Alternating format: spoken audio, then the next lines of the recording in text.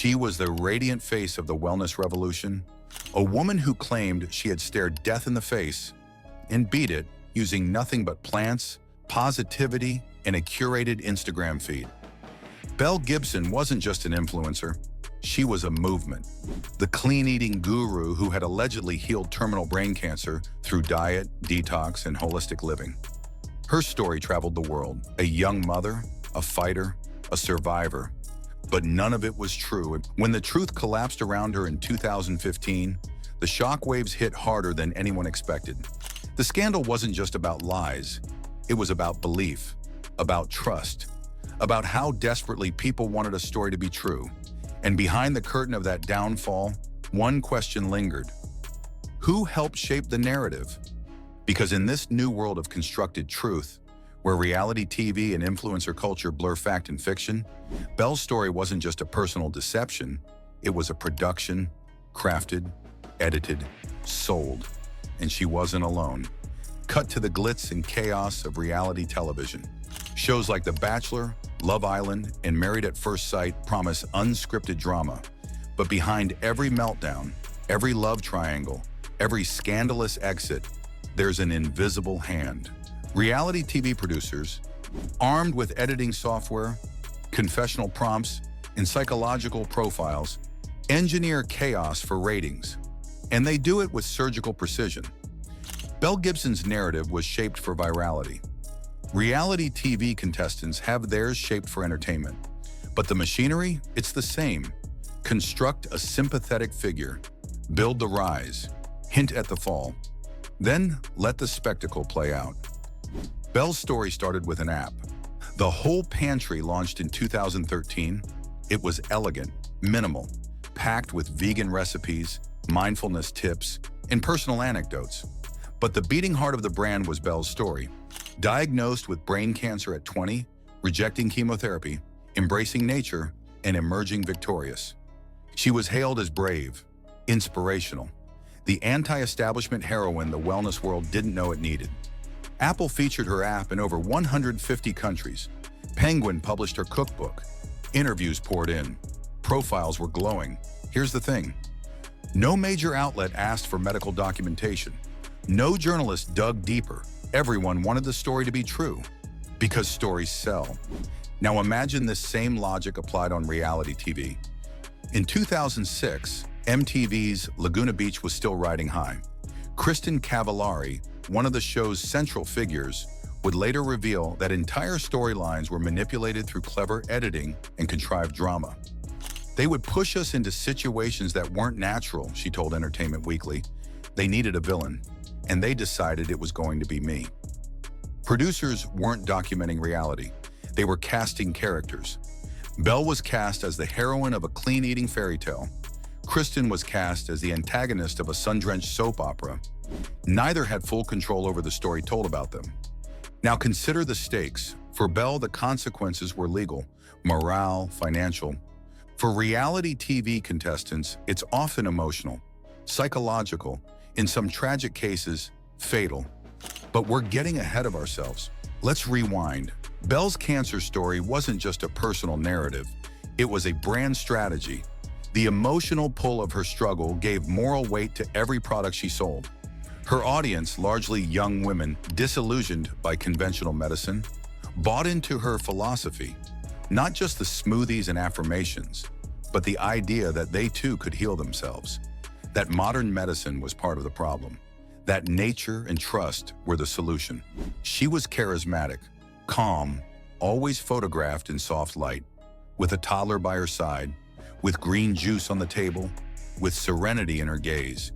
She fit the archetype perfectly. But who constructed the archetype? In publishing, they call it narrative packaging. A story with an emotional hook, a moral lesson, and a marketable protagonist. Belle's publishers, her app developers. The media, they didn't invent the lie, but they polished it, marketed it, monetized it. Reality TV does the same.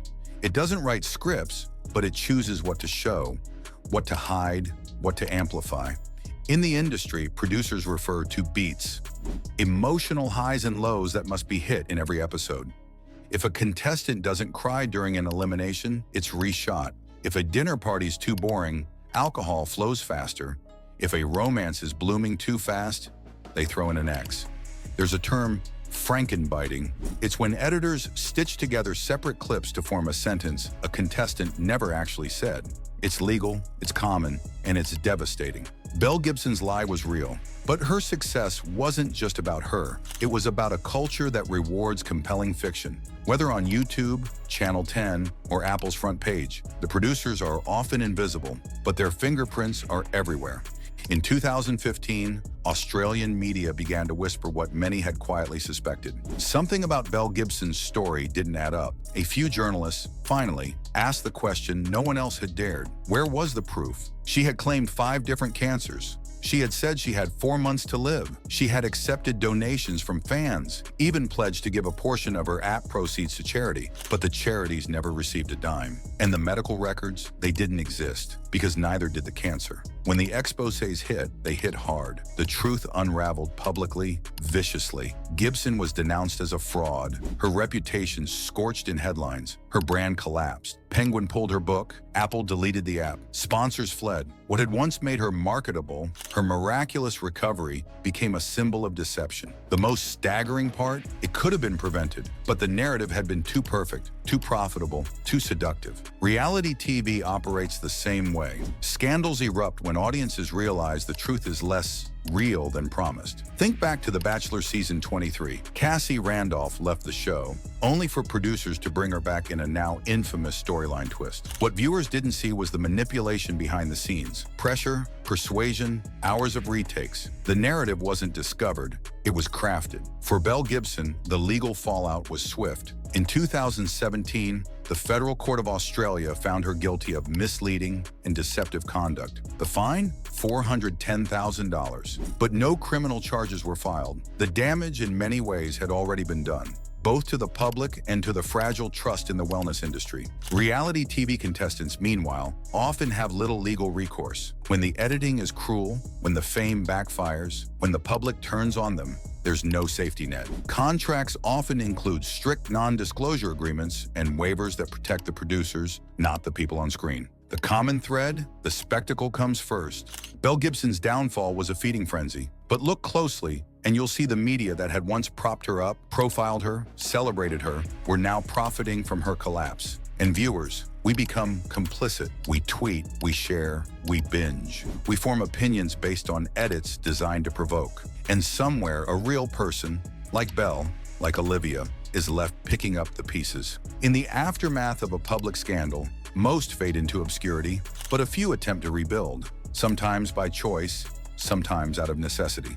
Belle Gibson largely disappeared. After her court ruling, she retreated from public life. No apologies, no redemptive tell-all, just silence. In reality TV, rebuilding often requires a public reckoning. For some, like Spencer Pratt and Heidi Montag of The Hills, that meant embracing the villain edit, leaning into the spectacle, owning it. Others took a different path. Jamie Otis, a former Married at First Sight contestant, turned to advocacy. "I felt like a lab rat," she said.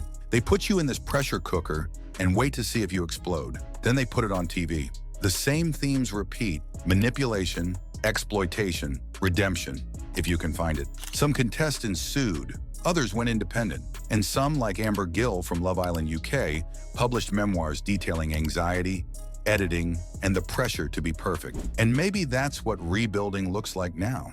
Not a second act of fame, but a first act of truth. What do we take from the fall of Belle Gibson and the ongoing manipulation of reality TV narratives? More than a cautionary tale, it's a mirror. The legacy of stories like Belle's isn't just about accountability, it's about awareness. Fame is a double-edged blade. Once the camera lens narrows in, it's hard to escape the framing. Today, more viewers are waking up, but the machine hasn't stopped. The question isn't whether we'll see another Belle Gibson. We will. The real question is, will we recognize the scaffolding behind the story before it collapses? So, where do we go from here?